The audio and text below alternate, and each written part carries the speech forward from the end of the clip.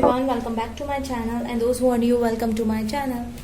Sorry guys, I have to upload this video on last Sunday, but due to some issue I was unable to upload it. As of now this video is out and I hope it will help you all.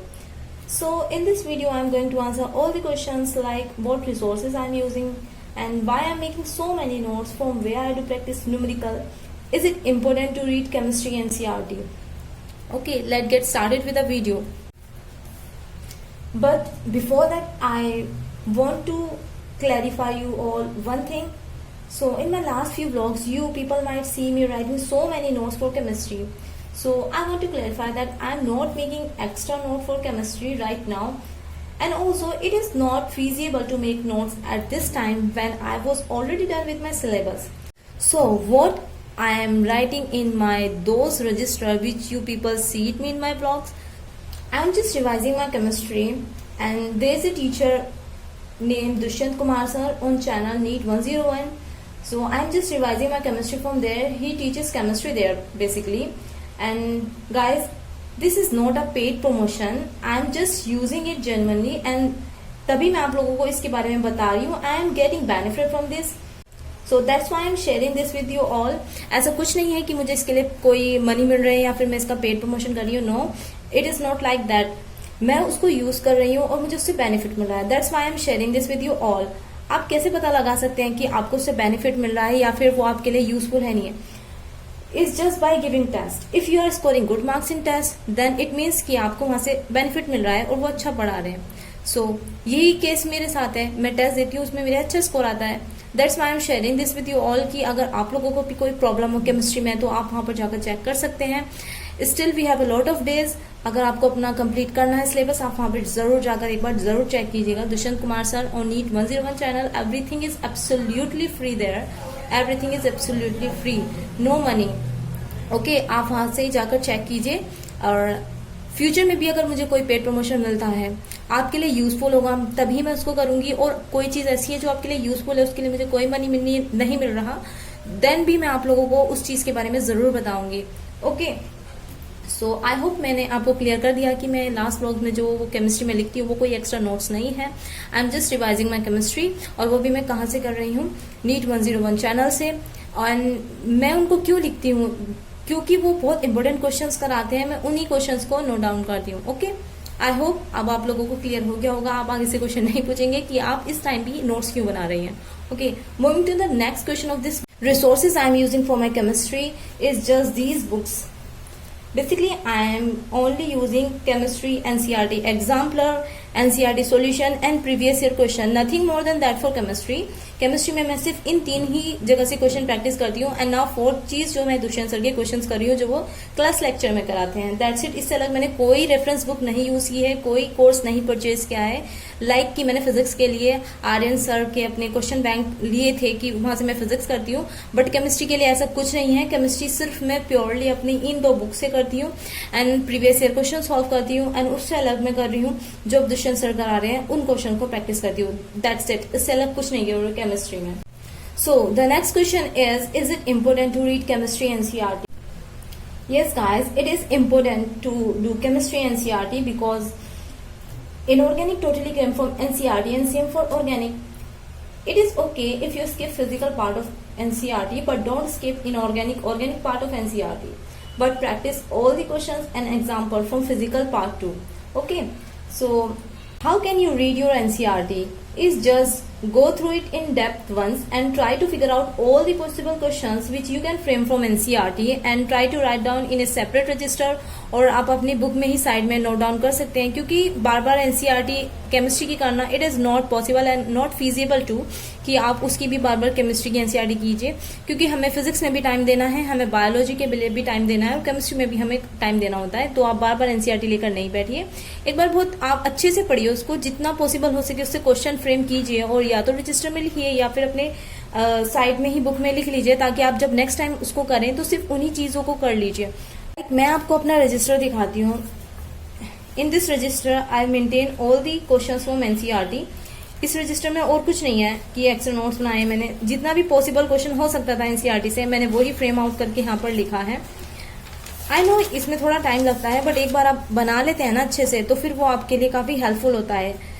And काफी लोगों ने मुझसे ये question किया कि what is the use कि आपने NCERT को पूरा अपने हैंड रिटन नोट्स में लिखा है, आप उससे भी पढ़ सकते थे। सो गाइस, उसकी एक अलग इम्पोर्टेंस है जो मैंने नोट्स बनाए हैं।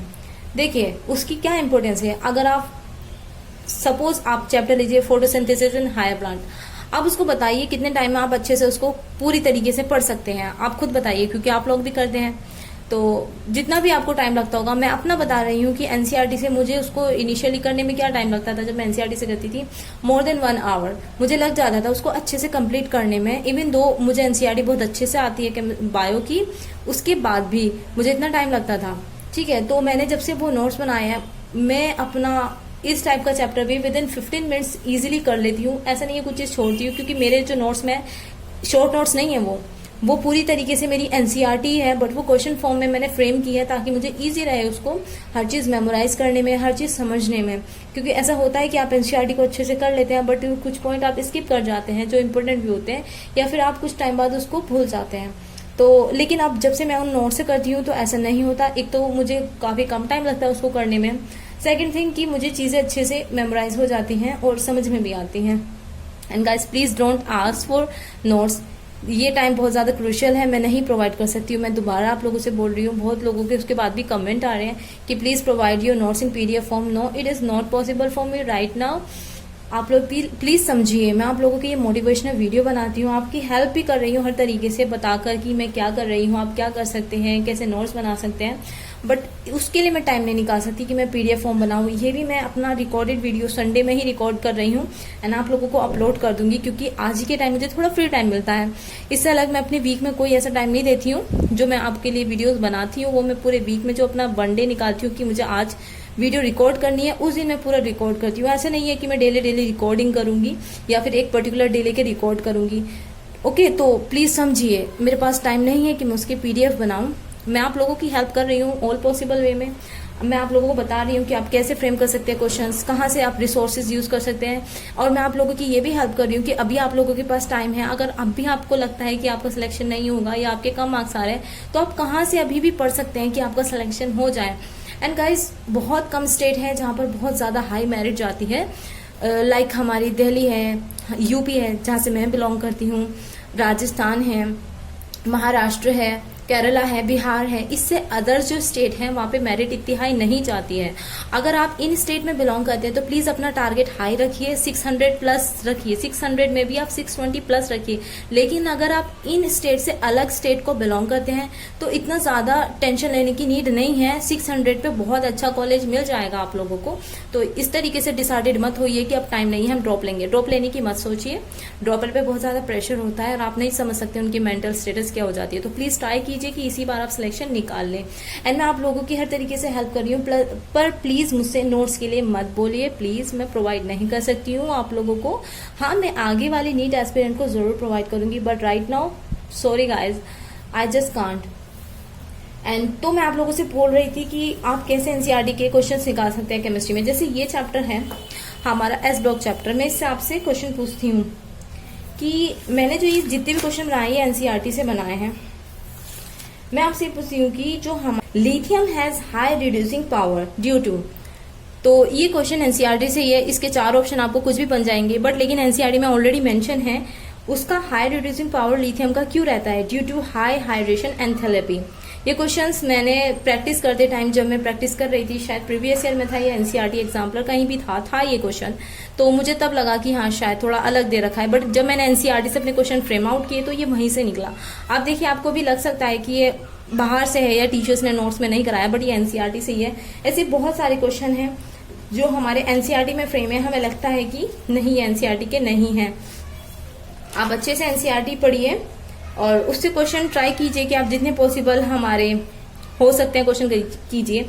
जैसे एक क्वेश्चन और पूछती हूँ कि why sulphate of beryllium and magnesium are soluble in water, it is because greater hydration enthalpy overcome the lattice energy. ये ऑप्शन में दे सकते हैं, बट ये पूरा एनसीईआरटी से ही है, ऐसा नहीं है अलग से लिखा है।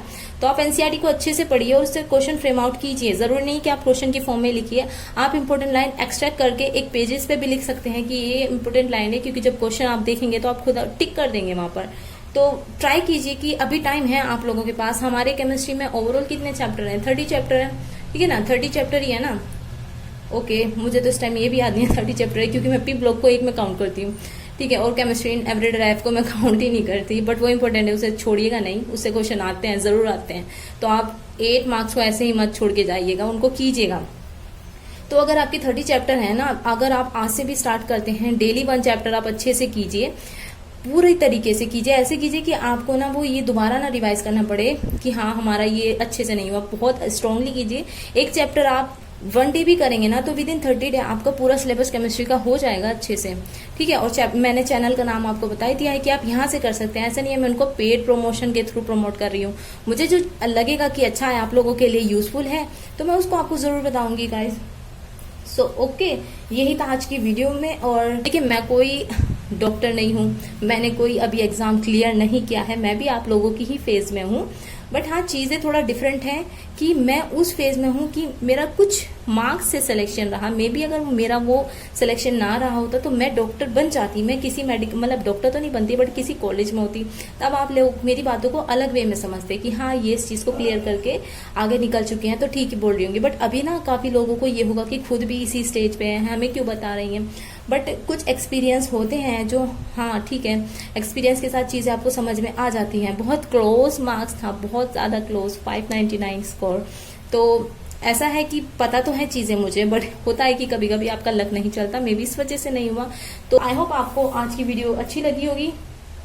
एंड गाइज आप सब कर सकते हैं, अभी टाइम है हमारे पास। अब क्लियर हो चुका है कि हमारा 12th सेम तक को पेपर है, तो अच्छे से पढ़िए। और हाँ, 12 आवर चैलेंज कीजिए, मेरे साथ कीजिए, और मुझे इंस्टा पे टैग कीजिए। मैंने अपनी इंस्टा आईडी वहां पर मेंशन कर दी है, न्यू इंस्टा आईडी, जहां पर आप अगर चाहें तो डेली अपना टैग कर सकते हैं कि 12 आवर कंप्लीट कर लिया। अब हाँ, मैं आपको डेली छोटी छोटी क्लिप मोटिवेशन के लिए डेली डालूंगी गाइज।